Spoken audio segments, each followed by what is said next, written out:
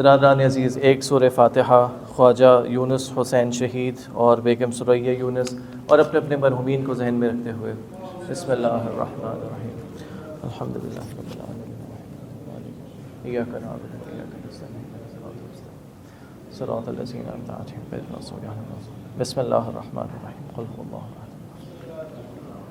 بسم اللہ بسم اللہ اللہ الصمد لم یلد اللهم اغفر للمؤمنين والمؤمنات والمسلمين والمسلمات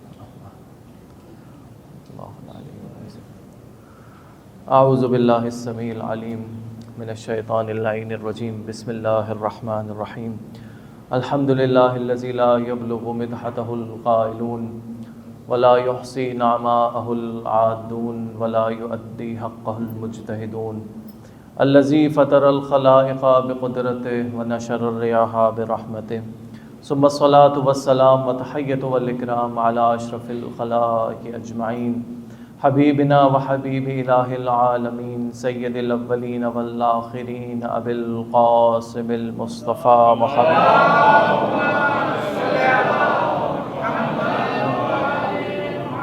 وعلى أهل بيته الطيبين الطاهرين الهداة المهديين المعصومين المظلومين الذين عذب الله عنهم الرجس وطهرهم تطهيرا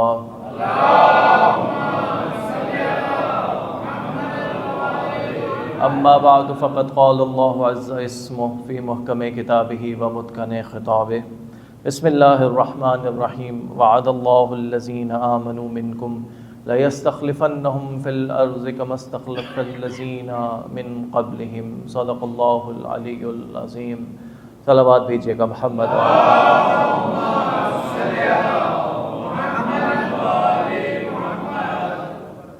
امامت کے پانچویں تاجدار امام محمد باقر علیہ السلام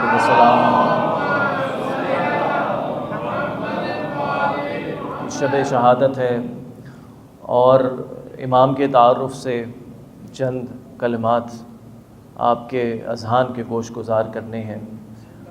اور اچھا، ایک حقیقت سن لیجئے، جب ہم یہ کہتے ہیں کہ ہمیں اپنے امام کے تعارف پہ کچھ پیش کرنا ہے تو اصل میں ہم اپنے امام کا تعارف نہیں پیش کرتے، ہم اپنا تعارف کروا رہے ہوتے ہیں۔ یعنی ہم اپنا تعارف پیش کرتے ہیں کہ ہمارا تعلق کس سے ہے، ہمارا تعلق کس مکتب سے ہے، ہمارا تعلق کن ائمہ سے ہے۔ اور امام تو امام ہے، امام تو امام ہے۔ اگر امام کی شجرے کو دیکھا جائے، دیکھیں اس سے پہلے کہ میں اپنے امام تک آؤں، امام کی والدہ کے حوالے سے ایک جملہ عرض کروں۔ خداوند متعال نے اپنے حبیب کو، اپنے رسول کو دو نواسے عطا کیے ہیں۔ یہ دو نواسے وہ ہیں جو ساری فضیلتوں میں برابر ہیں۔ اگر جنت سے حلے آتے ہیں تو دونوں کے لیے آتے ہیں، اگر جوانان جنت کے سردار ہیں تو یہ دونوں سردار ہیں، اگر نانا مرسلین کے سردار ہیں تو دونوں کے نانا مرسلین کے سردار ہیں، اگر دادا کی فضیلت ابو طالب کی شکل میں ہے تو دونوں کے دادا ابو طالب ہیں، دونوں کی نانی جناب خدیجہ طاہرہ ہیں، دونوں کے لیے پیغمبر ناخا بنتے ہیں، دونوں دوش نبی کے سوار ہیں، دونوں ساری فضیلتوں میں برابر ہیں، دونوں امامت میں بھی برابر ہیں۔ تو اب یہ کیسے ممکن ہے کہ دونوں اماموں میں ایک امام تو، یعنی دونوں امام اپنے اجداد پہ فخر کرنے والے ہیں، دونوں امام اپنے اجداد پر فخر کر سکتے ہیں، لیکن یہ کیسے ہو سکتا ہے کہ دونوں اپنے اجداد پہ تو فخر کریں مگر اپنی نسل میں ایک امام فخر کرے اور دوسرا نہ کرے؟ یہ کیسے ممکن ہے کہ ایک امام تو فخر کرے کہ میری نسل میں امامت چلی مگر دوسرا امام اس بات پر فخر نہ کر سکے کہ میری نسل میں امامت کیسے چلی؟ تو اب یہاں پر اللہ نے اس منزل پر کہ جب امامت امام حسین علیہ السلام کے بعد سید سجاد تک پہنچی تو اللہ نے دوبارہ ایک اہتمام ایسا کیا کہ مرج البحرین یلتقیان کو جمع کیا، اور مرج البحرین یلتقیان کو اس طرح سے جمع کیا کہ حسین کے ہاں ایک علی کو بھیجا، حسن کے ہاں ایک فاطمہ کو بھیجا، اور دونوں کا ازدواج ہوا اور اس کا ثمرہ محمد باقر کی شکل میں ہمارے سامنے آیا۔ نعرہ حیدری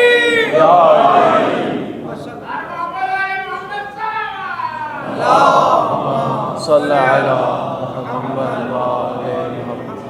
امام کی والدہ کی فضیلت کے حوالے سے دیکھیے، آپ بہت ساری بیویوں سے توسل کرتے ہیں، یعنی توسل کے لیے خود شہزادی کون ہے؟ حضرت زہرا سلام اللہ علیہا، بہت بڑا وسیلہ۔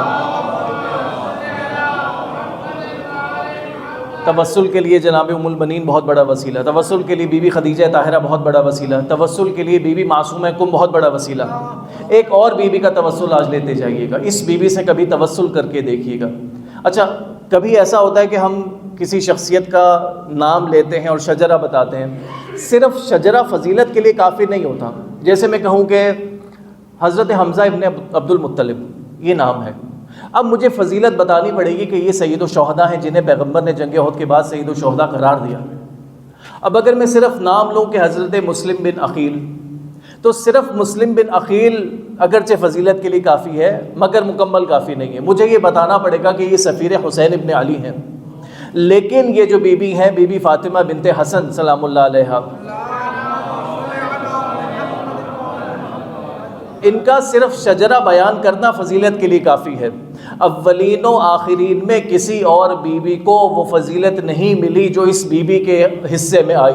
وہ یہ کہ پہلے امام علی ابن ابی طالب ان کی پوتی ہیں، دوسرے امام حسن مجتبی ان کی بیٹی ہیں، تیسرے امام حسین ان کی بہو ہیں، چوتھے امام زین العابدین ان کی زوجہ ہیں، پانچویں امام محمد باقر ان کی والدہ ہیں، چھٹے امام جعفر صادق ان کی دادی ہیں، یعنی براہ راست 6 اماموں سے 6 الگ الگ رشتے صرف اس بی بی کے ہیں۔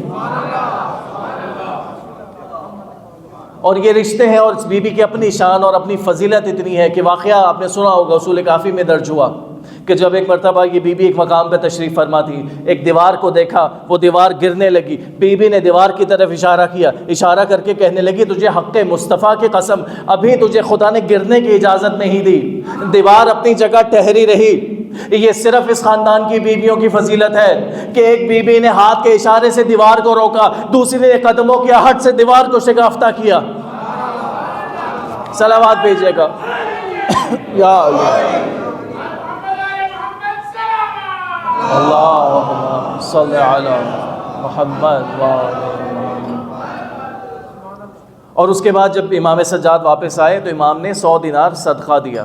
یہ ایک اور بہت اہم پیغام جو امام کی سیرت سے ہمیں یہاں پر ملتا ہے وہ یہ کہ جب بھی ایک مشکل آ رہی تھی اس مشکل کو روکا، مشکل رک گئی پھر بھی صدقہ دیا، یعنی بتانے کے لیے، پیغام دینے کے لیے کہ مشکلات سے بچنے کا جو اہم ترین اور افضل ترین راستہ ہے وہ صدقہ دینا ہے۔ کسی بھی مشکل سے انسان بچنا چاہے صدقہ اہم ترین راستہ ہے۔ اچھا، سرنامہ کلام میں اب امام کا تعارف ہو گیا، والدہ کا تعارف ہو گیا۔ اب جو آیت میں نے سرنامہ کلام میں پڑھی وہ آیت کیا ہے کہ اللہ نے وعدہ کیا ہے مومنین سے، کیا وعدہ کیا ہے؟ لَيَسْتَخْلِفَنَّهُمْ، کہ اللہ انہیں خلافت عطا کرے گا، اللہ انہیں خلافت کا حقدار بنائے گا زمین کی، اور ویسے ہی حقدار بنائے گا جیسا حقدار ان سے پہلے خلافت کا بنایا تھا۔ تو اب اگر یہ طے کرنا ہو کہ اللہ زمین پہ خلافت کا حقدار کسے بنائے گا تو ایک قانون، ایک کلیہ، ایک ضابطہ جو قرآن دے رہا ہے وہ یہ کہ پہلے والوں کو دیکھا جائے گا کہ پہلے کس معیار پر بنایا تھا۔ تو پہلا معیار اگر خلافت کا دیکھا جائے تو قرآن بہت آسانی سے اس مشکل کو طے کرتا ہے، بہت آسانی سے مشکل کو حل کرتا ہے کہ وہ وقت یاد کرو جب اللہ نے فرشتوں سے کہا تھا انی جاعل فی الارض خلیفہ، کہ میں زمین میں ایک خلیفہ بنانے والا ہوں۔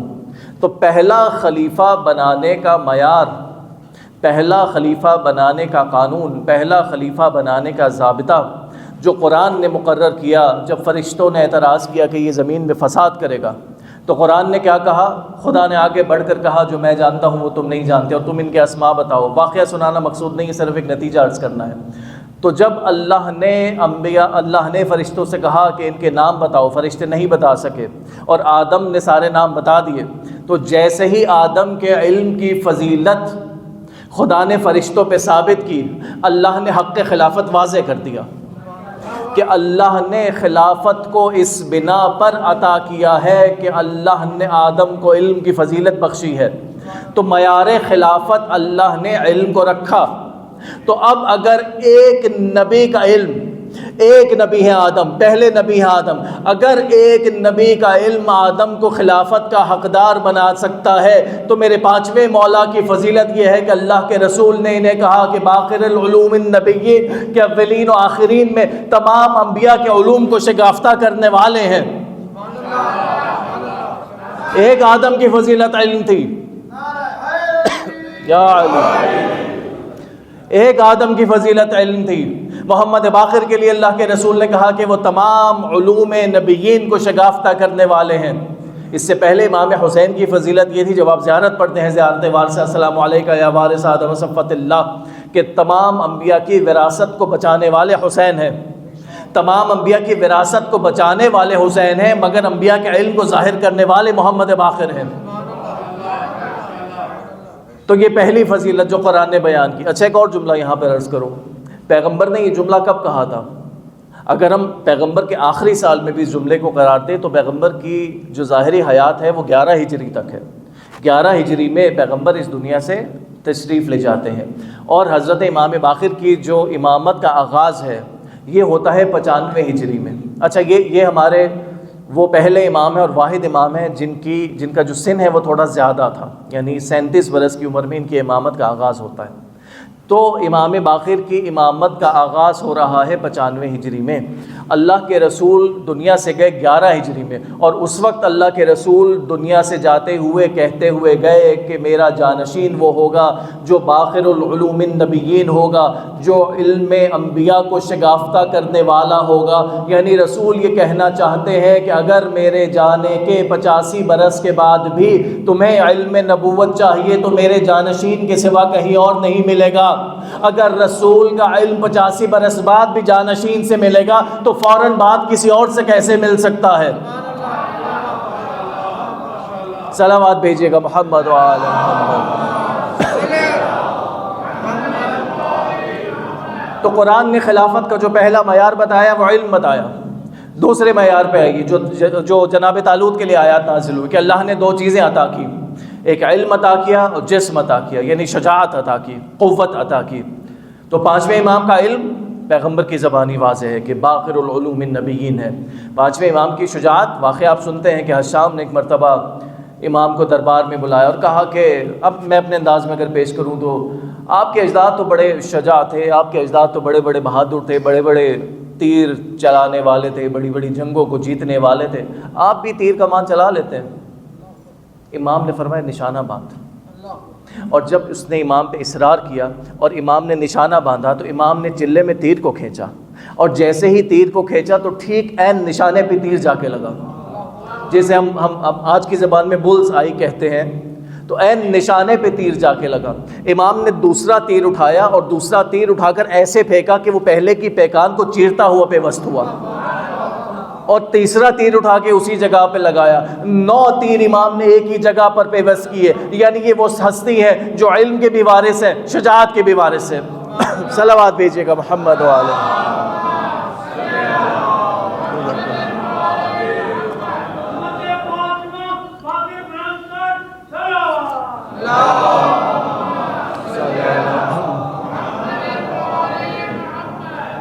علم کے حوالے سے اچھا، علم کی اگر بات آئی، گفتگو کو تھوڑا سا آگے بڑھاؤں، فضیلت امام کی ایسی ہیں جو کسی اور امام میں اس طرح سے نہیں ہے جو 5ویں امام میں ہے۔ علم کے مقامات کیسے امام کی سیرت میں بڑھتے چلے جاتے ہیں۔ دیکھیے جب انسان کے پاس علم آتا ہے، علم کے بعد انسان نے کرنا کیا ہے؟ دیکھیے ایک علم کی قسم وہ ہے جو فرشتوں کے پاس تھی۔ فرشتوں کے پاس کچھ تو علم تھا نا، فرشتے یعنی اگر اعتراض کر رہے ہیں، اگر سوال کر رہے ہیں، کچھ تو علم ہے۔ فرشتوں کا علم وہ ہے جسے ہم کہتے ہیں جامد علم ہے، اسٹیٹک علم ہے، یعنی فرشتے اپنے علم کی بیس پر آگے نہیں بڑھ سکتے، فرشتے اپنے علم کی بیس پر کسی کمال تک نہیں پہنچ سکتے، فرشتے اپنے علم کی بیس پر کسی سفر کو طے نہیں کر سکتے۔ انسان وہ ہے جسے اپنے علم کی بیس پر ایک سفر طے کرنا ہے، انسان وہ ہے جسے اپنے علم کی بیس پر اپنے نفس کا تزکیہ کرنا ہے۔ اسی کو سورہ مبارکہ والشمس میں کہا قد افلح من زکاہا وقد خاب من دساہا، کہ انسان ونفس وما سواہا، کہ نفس انسانی کی قسم ہے، اور وہ شخص کامیاب ہوگا جو اپنے نفس کا تزکیہ کرے گا۔ یعنی پہلی منزل کیا ہے؟ انسان کو علم حاصل کرنا ہے، پہلی فضیلت انسان کے لیے علم کی فضیلت ہے۔ اچھا، علم کی فضیلت جب انسان طے کر لے گا پھر کیا ہوگا؟ علم کی مدد سے انسان اپنے نفس کا تزکیہ کرے گا۔ اچھا، یہ جب نفس کا تزکیہ انسان کر چکے گا، جب نفس کے پرورش کے مراحل کو طے کر چکے گا، تو پھر کیا ہوگا؟ جب ایک نفس مطمئنہ کی منزل پر جائے گا تو پھر وہ اس منزل پر ہوگا جس کے بارے میں سورہ مبارکہ فجر آواز دیتا ہے، یا ایھا النفس المطمئنہ ارجعی الی ربک راضیۃ مرضیہ فادخلی فی عبادی وادخلی جنتی، کہ انسان کے پاس علم ہوگا، علم کے بعد انسان تزکیہ نفس کی مرحلے پر پہنچے گا، تزکیہ نفس کے بعد انسان نفس مرضیہ کے مرحلے پر پہنچے گا، اس کے بعد انسان حقدار جنت قرار پائے گا۔ اور جب انسان حقدار جنت قرار پائے گا تو اس سے بڑھ کر جس مقام تک انسان پہنچے گا وہ یہ کہ فرشتے انسان کو سلام کہیں گے، فرشتوں کی طرف سے انسان کے اوپر سلامتی بھیجی جائے گی، انسان کے رب کی طرف سے سورہ مبارکہ یاسین کی آیت سلام قولا من رب الرحیم، یعنی اتنے مرحلوں کو طے کرنے کے بعد انسان جس مقام پر پہنچے گا یہ وہ مقام ہوگا جہاں پر اس کے رب کی طرف سے اس پر سلام بھیجا جائے گا۔ یہ وہ مقام ہے جو انسان اپنے مرضی سے انسان اپنے سفر میں طے کرے گا۔ لیکن اگر کوئی شخص اس مقام کا حامل، اس منزلت کا حامل اس دنیا میں ہے تو وہ اللہ کے رسول ہیں کہ جن کے بارے میں فرمایا ان اللہ و ملائکتہ یصلون علی النبی یا ایھا الذین آمنوا صلوا علیہ وسلموا تسلیما۔ تو اگر اللہ اور فرشتوں کے سلام بھیجنے کا حقدار اگر کوئی ذات اس دنیا میں ہے تو وہ ذات مصطفیٰ ہے، وہ ذات رسالت ہے۔ اللہ جس پر اپنا سلام بھیجے وہ مصطفیٰ ہے، اور مصطفیٰ جس پر اپنا سلام بھیجے وہ محمد باقر ہے۔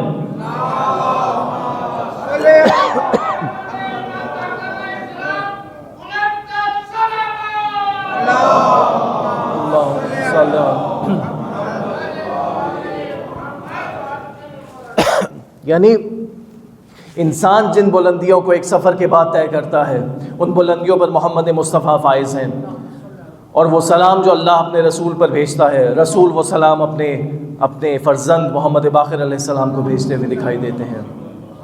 ایک منزل کی طرف اور اشارہ کروں، دیکھیں میں نے بار بار کہا کہ علم ایک فضیلت ہے، علم کا ہونا فضیلت ہے۔ اگر میں جملے کو بدل کر کہوں اور میں یہ کہوں کہ ایک مقام یہ ہے کہ انسان عالم ہو، یہ فضیلت ہے، لیکن اس سے بڑھ کر ایک مقام یہ ہے کہ انسان جاہل نہ ہو۔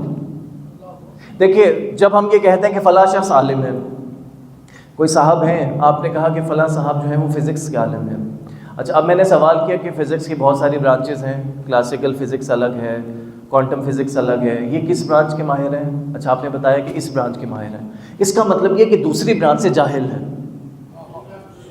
ٹھیک ہے۔ آپ نے کہا کہ یہ شخص جو ہے وہ کیمسٹری کا عالم ہے، کیمسٹری کے کس برانچ کے عالم ہے؟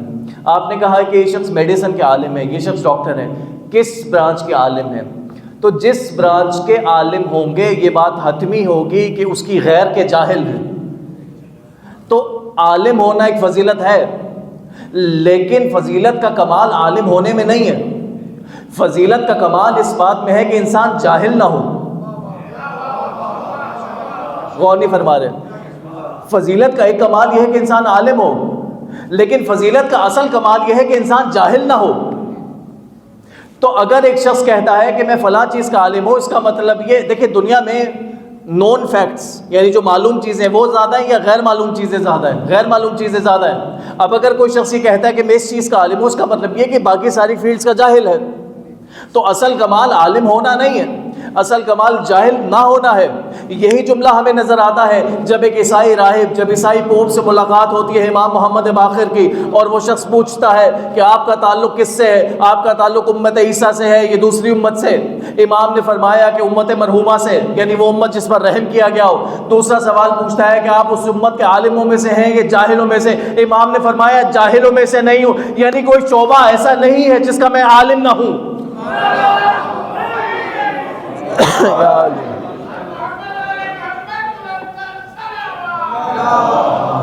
صلی علی محمد وآلہ۔ دیکھیں انسان کی، ابھی بات آگے تو عرض کر دوں، جاہل نہ ہونا کمال ہے۔ انسان کے اندر جو صفات ہیں، ابھی جیسے میں نے قرآن کی ایک آیت کا اشارہ کیا سورہ شمس کی، کہ انسان اگر سورہ شمس کی فضیلت پہ ایک جملہ سن لیجئے، ابھی بات ذہن میں آئی کہ اللہ کے رسول صلی اللہ علیہ وآلہ وسلم فرماتے ہیں کہ جو شخص یہ چاہتا ہو، تین باتیں پیغمبر نے فرمائیں، جو شخص یہ چاہتا ہو کہ اس کا حافظہ قوی ہو، جو شخص یہ چاہتا ہو کہ وہ لوگوں میں مقبول ہو۔ اچھا کوئی ایسا ہے جو کہے میں یہ نہیں چاہتا، جو شخص یہ چاہتا ہو کہ اس کا حافظہ قوی ہو، جو شخص یہ چاہتا ہو کہ وہ لوگوں میں زیادہ مقبول ہو، اور جو شخص یہ چاہتا ہو کہ اللہ اس کی توفیقات میں اضافہ کرے، اسے چاہیے کہ باقاعدگی سے سورہ والشمس کی تلاوت کرے۔ چھوٹا سا سورہ ہے، زیادہ طویل نہیں ہے، مختصر سا سورہ ہے۔ اچھا، اس صورت میں جو میں نے بھی ذکر کیا کہ انسان کے نفس کی پاکیزگی کا ذکر ہے، نفس کی پاکیزگی کا، کہ انسان کو بعض صفات کو حاصل کرنا ہے۔ جہل پہ گفتگو کی ہے، تو انسان کا جاہل نہ ہونا کمال ہے۔ دیکھیں، اگر انسان کسی صفت کو اپنے اندر ایکوائر کرے، کسی صفت کو اپنے اندر حاصل کرے، لیکن اگر جہل ہوگا تو وہی صفت رذیلت میں بدل سکتی ہے، وہی صفت جو ہے وہ نیگیٹیوٹی میں جا سکتی ہے۔ مثال کے طور پر خود عزتی، یعنی اپنے آپ کو عزت دینا، یہ سیلف ریسپیکٹ، عزت نفس، یہ جو عزت نفس ہے یہ اچھی صفت ہے، لیکن جیسے ہی عزت نفس میں ذرا سی جہالت آ گئی، یہی عزت نفس تکبر میں بدل جاتی ہے۔ واضح؟ عزت نفس اچھی صفت ہے، لیکن عزت نفس میں اگر جہالت آ گئی یہ تکبر میں بدلے گی۔ اچھا، ان کی ساری بہت اچھی صفت ہے۔ انسان کو عاجز ہونا چاہیے، انسان کو ہیوملٹی انسان کے اندر ہونی چاہیے، عاجزی ہونی چاہیے، لیکن اس عاجزی کے اندر اگر علم نہ ہوا، اس عاجزی کے اندر اگر ذرا سی جہالت ہوئی تو یہی عاجزی خوشامد میں بدل جاتی ہے۔ اگر ہم سخاوت کی بات کریں، سخاوت بہت اچھی صفت ہے، انسان کا کمال ہے، لیکن اگر سخاوت کے ساتھ جہل ہوا تو یہی سخاوت اسراف میں بدل جائے گی، فضول خرچی میں بدل جائے گی۔ اسی طریقے سے اگر ہم بات کریں قناعت کی، قناعت بہت اچھی صفت ہے، لیکن اگر قناعت کے ساتھ جہل ہوا تو یہی قناعت بخل میں بدل جائے گی، کنجوسی میں بدل جائے گی۔ تو اگر صفات کے ساتھ جہل ہوا تو وہ صفات رذیلت میں بدل دیں گی۔ تو اب اگر امام کا جملہ سنیے کہ ہم جاہلوں میں سے نہیں ہیں، میں جاہلوں میں سے نہیں ہوں، یعنی سخاوت ہے مگر ویسی سخاوت ہے جیسا ہونے کا حق ہے، سخاوت ہے اس کے ساتھ ریاکاری نہیں ہے، شجاعت ہے مگر اس کے ساتھ بزدلی نہیں ہے۔ امام نے فرمایا کہ عزت نفس ہے مگر اس کے ساتھ تکبر نہیں ہے، انکسار ہے مگر اس کے ساتھ خوشامد نہیں ہے۔ صفات کا یہی کمال پر ہونا عصمت کہلاتا ہے۔ گویا اسی جملے میں امام نے اپنی عصمت کو واضح کر دیا۔ صلوات بھیجیے گا محمد و آل محمد۔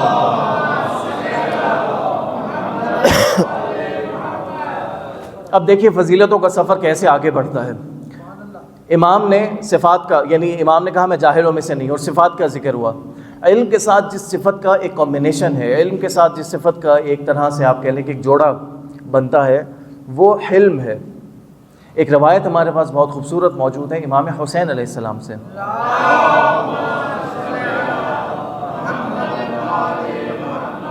ایک شخص آتا ہے امام کے پاس، پیرانہ سالی ہے، بزرگ ہے، اور امام سے سوال کرتا ہے، کہتا ہے کہ میں فقیر ہوں، مجھے کچھ عطا کیجیے۔ اچھا، امام کہتے ہیں کہ ہم تمہارا امتحان لیں گے۔ اچھا، گویا یہ روایت کی کیفیت ایسی ہے کہ گویا امام جانتے ہیں کہ یہ شخص میرے بابا کا صحابی ہے، اور امام چاہتے ہیں کہ میرے بابا کا علم لوگوں تک پہنچے۔ تو کہنے لگے کہ ایک سوال ہم تم سے پوچھیں گے۔ کہا پوچھیے۔ امام نے کہا یہ بتاؤ انسان کا کمال کیا ہے، انسان کے اندر کمال کیا ہے؟ وہ شخص کہنے لگا، کچھ دیر نیچے دیکھا، غور کیا، اور کہنے لگا کہ العلم معہ حلم، کہ انسان کے پاس علم ہو مگر اس کے ساتھ حلم ہو۔ دیکھیں، علم ایک فضیلت ہے، لیکن علم کے ساتھ ظرف کا ہونا ایک اور فضیلت ہے۔ یعنی اگر آپ روزمرہ کے معاملات کو دیکھیں، روزمرہ کی عام زندگی کو دیکھیں، اگر آپ کو کسی کی غلطی پتہ چل گئی، یہ علم ہے، لیکن اس غلطی کو تحمل کرنا یہ کمال ہے۔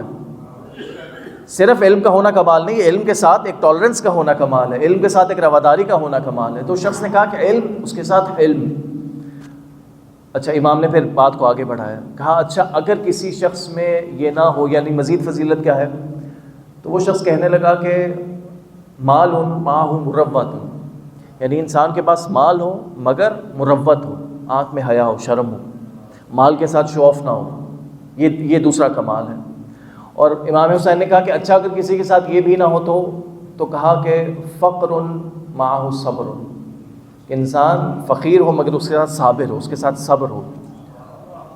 اور بہت خوبصورت روایت ہے۔ اور پھر اس کے بعد امام حسین نے پوچھا اچھا اب اگر کسی میں یہ بھی نہ ہو تو وہ شخص بے ساختہ کہنے لگا پھر مولا آسمان سے آ گئے اور اس کو جلا کے بھسم کر دے۔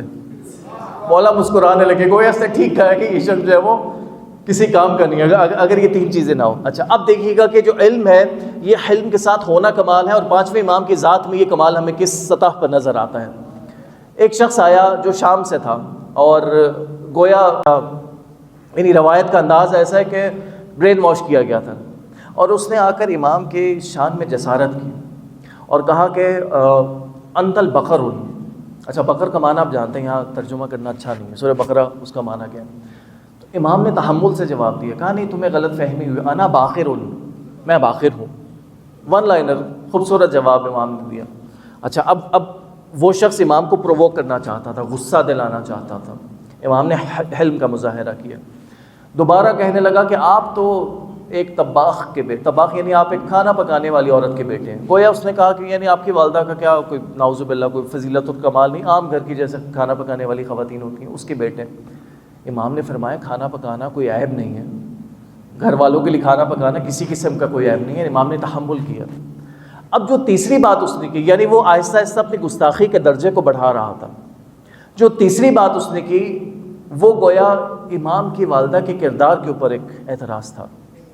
امام نے یہاں بھی تحمل کا مظاہرہ کیا، کچھ دیر غور کیا، سر کو جھکایا اور کہنے لگے کہ اے شخص، جو تو کہہ رہا ہے اگر یہ بات سچ ہے تو خدا میری ماں کی مغفرت کرے، اور اگر یہ سچ نہیں ہے تو خدا تیری مغفرت کرے.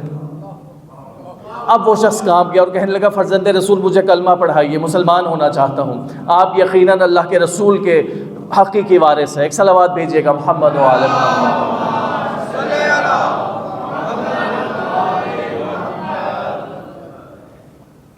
امام کے فضائل آپ تک پہنچے. بس اب سیرت کے ایک دو پہلو جس سے ہمارے لیے عملی سبق ہے. یہ جو میں نے سلام کی روایت پیش کی کہ جابر ابن عبداللہ انصاری نے اللہ کے رسول کا سلام پہنچایا. اچھا جابر، آپ کو یاد ہوگا جابر کون ہے؟ شب جمعہ حدیث قصہ پڑھتے ہیں، یعنی وہ جابر جسے شہزادی نے حدیث قصہ کا امانت دار بنایا، اسی کو رسول نے اپنے سلام کا امانت دار بنایا. تو جابر سے جب کلام کیا امام نے، اور امام نے پوچھا کیف اصبحت، اے جابر تمہارا کیا معاملہ ہے، تمہاری کیا کیفیت ہے. کیف اصبحت یعنی عرب کا ایک محاورہ ہے، ہاؤ یو آر ڈوئنگ، گویا اس طرح سے امام نے پوچھا. تو جابر نے کہا کہ مولا میری کیفیت اب جابر بوڑھے ہو چکے ہیں، جابر اپنی آخری عمر میں ہے، جابر اتنے بوڑھے ہیں کہ حتی نابینا ہو چکے ہیں. جابر کہنے لگے کہ میں نے اپنے نفس کو اس طرح سے، گویا میں اس طرح سے پیش کروں کہ مولا میں نے اپنے نفس کو ایسے ٹرین کیا ہے، میں نے اپنے نفس کی تربیت ایسی کی ہے کہ میں چار چیزوں پر فوقیت دیتا ہوں. میں غربت کو دولت مندی پر فوقیت دیتا ہوں، یعنی میں غربت کو پسند کرتا ہوں دولت مند ہونے سے. اچھا دوسری چیز، میں بڑھاپے کو پسند کرتا ہوں جوانی پر. تیسری چیز، میں بیماری کو پسند کرتا ہوں صحت مندی پر. چوتھی چیز، میں موت کو پسند کرتا ہوں زندگی پر. اچھا کوئی شخص اگر اس مقام پر بھی پہنچے تو معمولی نہیں ہے. یعنی کسی شخص سے کہا جائے کہ یہ دو نوکریاں، ایک 5,000 روپے کی ہے، ایک $5,000 کی ہے، دونوں حلال ہیں. آسان نہیں ہے کہ انسان کہے نہیں میں 5,000 روپے پہ گزارا کروں گا، معمولی نہیں ہے کہ یعنی جابر نے اپنے آپ کو ایک کمال تک پہنچایا. تو امام نے فرمایا اچھا بس، یعنی جابر یعنی بس یہیں تک پہنچے. تو امام نے فرمایا کہ دیکھو ہم آل محمد ہیں، ہماری کیفیت یہ ہے. اب امام نے اپنا کمال بتایا. امام نے جابر سے کہا کہ تم نے اپنے لیے کچھ تو پسند کیا، یعنی تم نے بیماری کو پسند کیا صحت مندی کے اوپر، یعنی پہلے میں ہوں اور میں پسند کر رہا ہوں بیماری کو صحت پر. تم نے پہلے اپنی میں کو رکھا، میں پسند کر رہا ہوں موت کو زندگی پر، میں پسند کر رہا ہوں بڑھاپے کو جوانی کے اوپر، میں پسند کر رہا ہوں غربت کو دولت مندی کے اوپر. تم نے اپنے لیے کچھ تو پسند کیا، مگر ہماری کیفیت یہ ہے کہ جو اللہ ہمارے لیے پسند کرے ہم اس پہ راضی ہیں. اللہ ہمارے لیے غربت پسند کرے اس پہ راضی، اللہ دولت پسند کرے اس پہ راضی، اللہ موت پسند کرے اس پہ راضی، اللہ حیات پسند کرے اس پہ راضی، اللہ بڑھاپا پسند کرے اس پہ راضی، اللہ جوانی پسند کرے اس پہ راضی. یعنی اللہ کی رضا کے مقابلے میں ہماری اپنی کوئی رضا نہیں.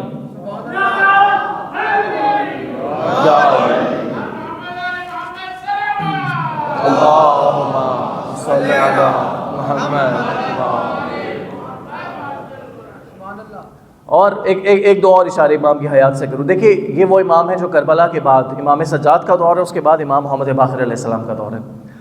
اور اہل بیت کی سیرت سے اگر ایک پیغام آپ لینا چاہیں، وہ پیغام یہ کہ جیسے ہی حالت امن میں ہوتے ہیں، ظاہر امام محمد باقر کا دور ایک امن کا دور ہے، ابھی کوئی جنگ نہیں ہے، جیسے ہی انسان کرائسس سے نکلے، جیسے انسان ایک بحران سے نکلے، جیسے انسان امن کی کیفیت میں ہو، تو جو پہلی چیز انسان کو انجام دینی چاہیے ایز اے قوم، انسان کی پرائیورٹی ہونی چاہیے، وہ ایجوکیشن ہے، وہ علم ہے۔ تو امام نے جس پہلی چیز کو ترجیح دی ہے وہ علم ہے۔ اور علم کون سا علم؟ صرف دین کا علم نہیں، ہر طرح کا علم۔ جب ایک موقع آیا، جب اسلامی دور میں، اسلامی مملکت میں، اسلامی سلطنت میں، یا معلوم ہے کہ جو کرنسی چلتی تھی وہ یا مصر کا سکہ تھا یا روم کا سکہ تھا۔ اور ایک مرحلہ وہ آیا کہ جب بادشاہ نے دیکھا کہ مصر کے سکے پہ، اس نے کہا یہ کیا لکھا ہوا ہے؟ جب پتہ چلا کہ وہ ان کا اپنا ٹرینٹی کا عقیدہ تھا، تثلیث کا عقیدہ تھا، تو اس نے کہا کہ ہم اس عقیدے کو قبول نہیں کرتے، ہم اس عقیدے کے بغیر سکہ چاہتے ہیں۔ کہا نہیں، اس عقیدے کے بغیر سکہ نہیں ہوگا، اور اگر تم نے ہمارے سکے سے انکار کیا تو ہم نعوذ باللہ پیغمبر کے بارے میں نازیبہ کلمات اس سکے پہ لکھیں گے، اور وہ سکہ پوری بلاد اسلامیہ میں، پوری مملکت میں پھیلے گا۔ اب امام مدینے میں موجود ہیں اور یہ واقعہ دمشق میں ہے۔ اب یہ سارے دمشق میں سر جوڑ کر بیٹھے کہ اب ایک وقت آیا، اب کیا کریں؟ تو وزیر نے کہا کہ اسی کو بلاؤ جو علم رسالت کا وارث ہے۔ تو امام محمد باقر کو پیغام بھیجا،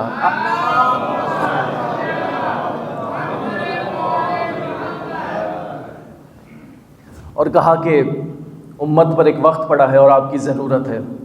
امام آئے، اور امام نے آنے کے بعد پورا سکوں کا نظام، پورا کرنسی کا سسٹم، اب دیکھیے گا کہ ایک شخص کو کتنا بڑا اکانومسٹ ہونا چاہیے ایک کرنسی کا سسٹم انٹروڈیوس کروانے کے لیے۔ امام نے پورے سکوں کی کیفیت بتائی کہ دینار کا کیا ہوگا، درہم کا کیا ہوگا، کتنے سکے چلیں گے، کیسے چلیں گے، ٹکسال کیسے بنے گی، سکوں کی ڈائیاں کیسے بنیں گی، سکوں کو کیسے ڈھالا جائے گا۔ آج اگر پوری مملکت اسلامیہ میں جتنے اسلامی ملک ہیں اگر اپنی خود کی کرنسی چلا رہے ہیں تو یہ محمد باقر کا احسان ہے، یہ پانچویں امام کا احسان ہے۔ اور بس ایک آخری فضیلت اور منزل مصائب پر آؤں۔ امام کی زندگی کی جو کیفیت بیان کی ہے کتابوں میں، اور خود چھٹے امام نے ایک روایت امام کی بیان کی ہے اور ایک کیفیت امام کی بیان کی ہے، وہ یہ کہ امام کی کیفیت یہ تھی کہ وقت کو ضائع نہیں کرتے تھے بالکل بھی، اور ہمیشہ ذکر الہی میں مصروف رہتے تھے۔ اور ذکر الہی میں مصروف رہنے کی کیفیت یہ ہوتی تھی کہ اگر کسی سے گفتگو کر رہے ہیں، کسی سے بات کر رہے ہیں، کسی سے کلام کر رہے ہیں، تو جب بول رہے ہیں تب بول رہے ہیں، لیکن جب سامنے والے کی گفتگو سن رہے ہیں تب بھی زبان پہ ذکر الہی ہے۔ یہ ایک بہت خوبصورت ہیبٹ ہے، بہت خوبصورت عادت ہے، یعنی مختلف کاموں کو ایک دوسرے کے ساتھ جمع کرنا۔ آپ اگر ایک کام انجام دے رہے ہیں اور ہر وہ کام جہاں پر، یعنی آپ ٹریولنگ کر رہے ہیں، آپ سفر کر رہے ہیں، موٹر سائیکل چلا رہے ہیں، گاڑی چلا رہے ہیں، کچھ اور کر رہے ہیں، جہاں پر ذکر الہی ہو سکتا ہے اسے انجام دیجیے۔ یہ ایک انتہائی اہم پیغام اور انتہائی اہم سیرت امام محمد باقر علیہ السلام کے۔ صلوات بھیجیے گا محمد۔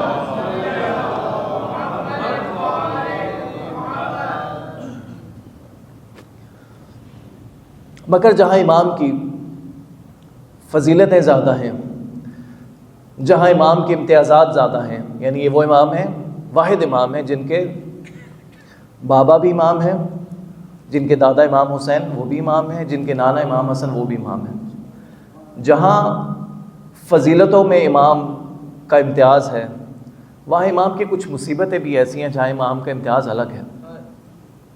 میں نے بھی کہا کہ میرے امام ذکر میں مشغول رہتے تھے، ہمیشہ زبان ذکر الہی سے تر رہتی تھی۔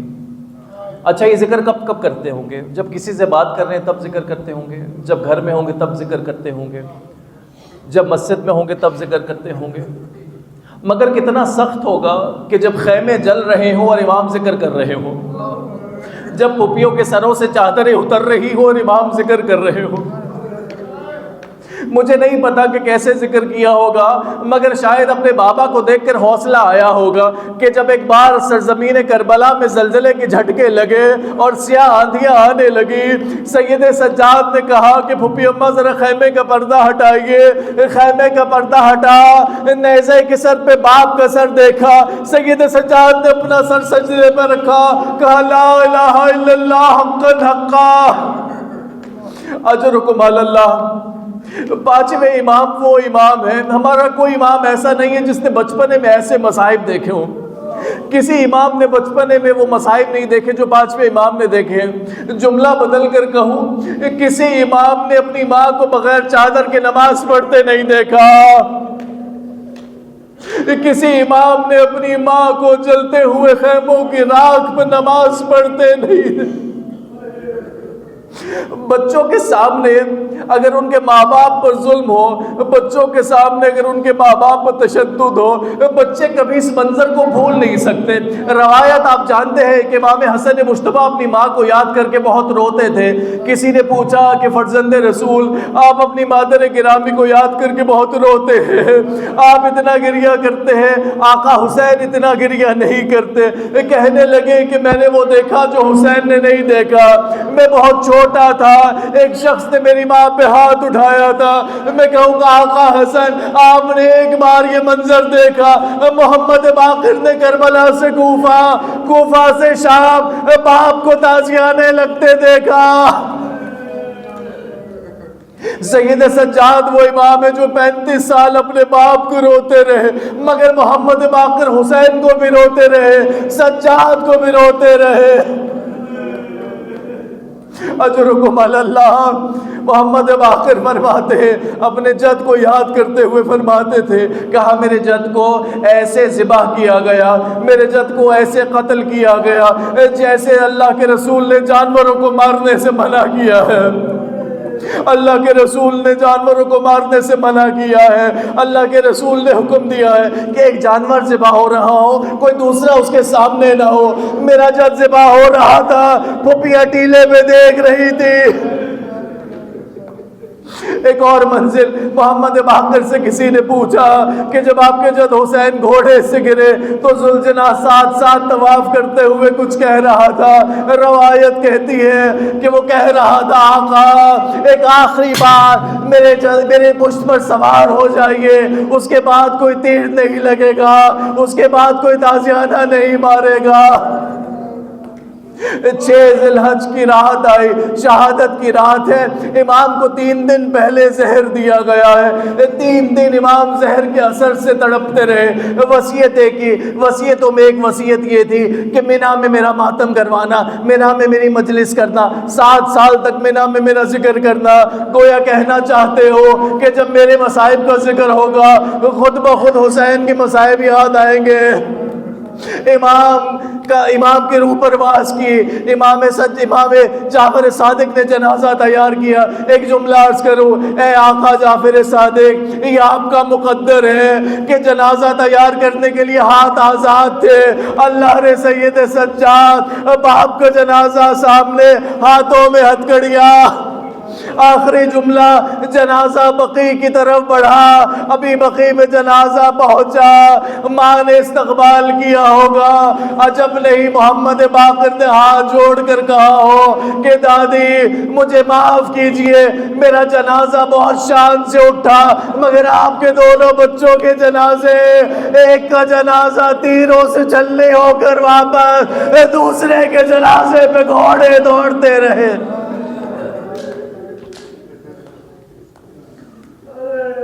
الا ولعنۃ اللہ علی القوم الظالمین وسیعلم الذین ظلموا ای منقلب ینقلبون. پروردگار اس قلیل سی عبادت کو اپنی بارگاہ میں قبول فرما. پروردگار مینا میں اس وقت حاجی حضرت مسلم بن عقیل کی مصیبت کا ذکر کر رہے ہوں گے, مینا میں حاجی محمد باقر کی مجلس کا ذکر کر رہے ہوں گے. پروردگار ان حاجیوں کے صدقے میں ہمیں بھی حج بیت اللہ اور زیارات نصیب فرما. پروردگار محشر میں امام محمد باقر کی شفاعت سے بہرہ فرما. پروردگار ہمیں قرآن اور اہل بیت سے ایسے متمسک رہنے کی توفیق عطا فرما جیسے اللہ کے رسول نے فرمایا. پروردگار حاضرین میں جتنے لوگ بیمار ہیں اور جن لوگوں نے ابھی مجلس سے پہلے کہا بیماری کی دعا کے لیے, پروردگار امام سجاد کی بیماری کا صدقہ انہیں شفائے کاملہ عطا فرما. پروردگار حاضرین میں جتنے مقروض ہیں امام محمد باقر کا صدقہ ان سب کے قرضوں کو غیب سے ادا فرما. پروردگار جتنے پریشان حال ہیں ان سب کی پریشانیوں کو دور فرما. پروردگار جتنے لوگ مریض ہیں شفایابی عطا فرما. پروردگار مظلومین فلسطین کی مدد فرما. پروردگار مظلومین پارا چنار کی مدد فرما. پروردگار اپنی آخری حجت حضرت امام زمان کو اذن ظہور عطا فرما اور ہمیں ان کے ایوان و انصار میں شمار فرما. آخر میں تمام بانیان اور تمام حاضرین کے مرحومی کے لیے ایک فاتحہ. بسم اللہ الرحمن الرحیم الحمدللہ